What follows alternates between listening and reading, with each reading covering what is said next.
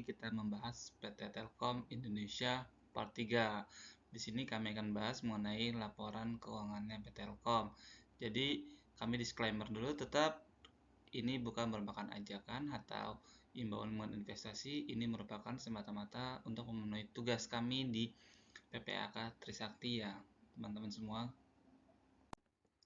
Oke guys, kabar mengejutkan nih, ternyata labanya PT Telkom itu merosot sebesar 12,14% di bulan September. Ada apakah ini? Mari kita bahas. Menurut berita di Kontan yang kami baca, nih berdasarkan laporan keuangan PT Telkom per September 2022 yang baru aja dirilis pada Jumat 28 Oktober, terdapat penurunan laba bersih sebesar 12,14% year on year-nya menjadi 16,58 triliun rupiah dibandingkan pada periode tahun yang sama yang tercatat atau tahun 2021 yang tercatat laba bersih Telkom itu 18,87 triliun. Ada apa sih ini? Ternyata PT Telkom labanya turun. Ternyata penurunan laba bersih ini disebabkan oleh adanya kerugian yang belum terrealisasi atau unrealized loss dari perubahan nilai wajar atas investasi sebesar 3,08 triliun pada periode yang sama tahun 2021. Perubahan nilai wajar atas investasi tersebut masih berbentuk keuntungan yang belum direalisasi sebesar 403 miliar. Dan dilihat dari laporan keuangannya, investasi pada ekuitas yang diukur dari nilai wajar melalui laba rugi merupakan investasi jangka panjang dalam bentuk saham pada berbagai perusahaan startup yang bergerak di bidang informasi dan teknologi.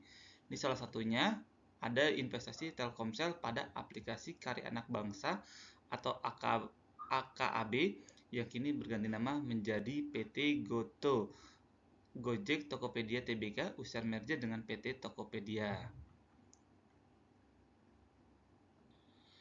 Nah, jumlah kerugian yang merealisasi dari perubahan nilai wajar investasi Telkomsel pada GoTo ini pada tanggal 30 September adalah sebesar 3,06 triliun teman-teman rupiah.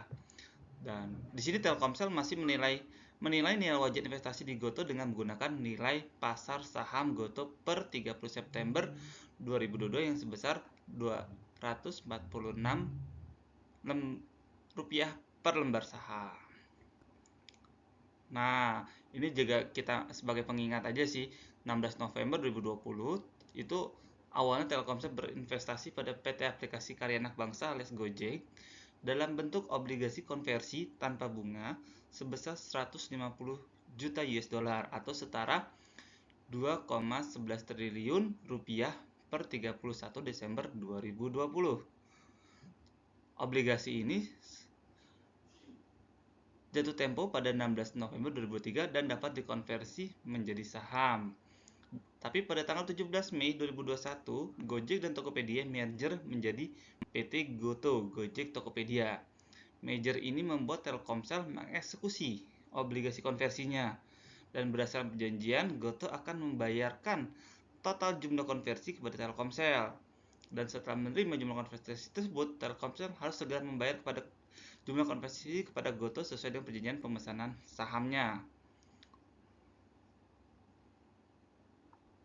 Tapi siapa sangka di 19 Oktober 2021 ternyata GoTo melakukan stock split nih dan mengubah jumlah kepemilikan saham Telkomsel dari sebesar 89.120 saham menjadi 23,72 miliar saham. Jumlah tersebut setara sekitar 2% modal ditempatkan secara penuh GoTo per 30 September 2022 yang sebanyak lebih dari 1,18 triliun saham. Nih, tapi selain dari investasinya di GoTo, ada juga kerugian yang belum direalisasi. Dari perubahan nilai wajar atas investasi, laba bersih Telkom juga turun karena adanya beban operasi, pemeliharaan, dan jasa telekomunikasi perusahaan yang naik sebesar 0,70% YoY-nya menjadi 27,16 triliun rupiah dari 26,97 triliun. Ditambah lagi beban penyusutan dan amortisasi yang meningkat sebesar 12,78% YoY menjadi 25,01 triliun dari awalnya cuma 22,18 triliun. Tapi di sisi lain, pendapatan laba bersih Telkom, meskipun pendapatan laba bersih Telkom turun, pendapatannya untuk 9 bulan pertama masih tumbuh sebesar 2,67% YoY menjadi 108,87 triliun. Pada periode yang sama ya, pada tahun 2021 rasio pendapatan Telkom sebesar 106,04 triliun rupiah. Jadi ya biarpun turun pendapatannya tetap akan terus tambah kok.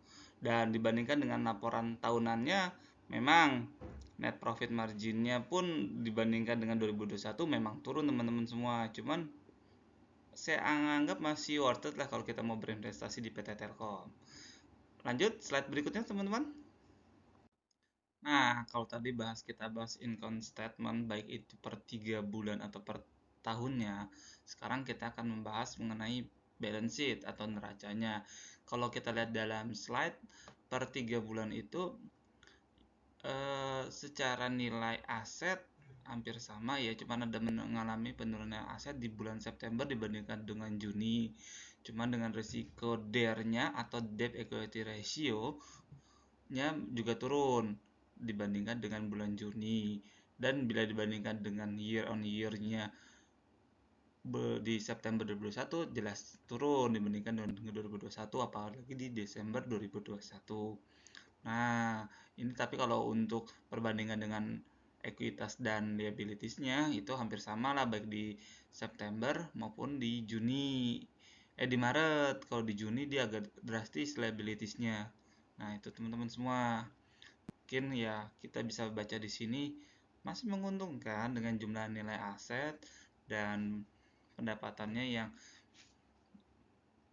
masih cukup tinggi ya teman-teman semua. Oke. Oke guys, sampailah di penghujung pembahasan kita mengenai PT Telkom. Yaitu tadi kita sudah bahas laporan keuangannya yang terdiri dari balance sheet dan income statement per 3 bulan dan per tahunnya. Biarpun di September ini labanya PT Telkom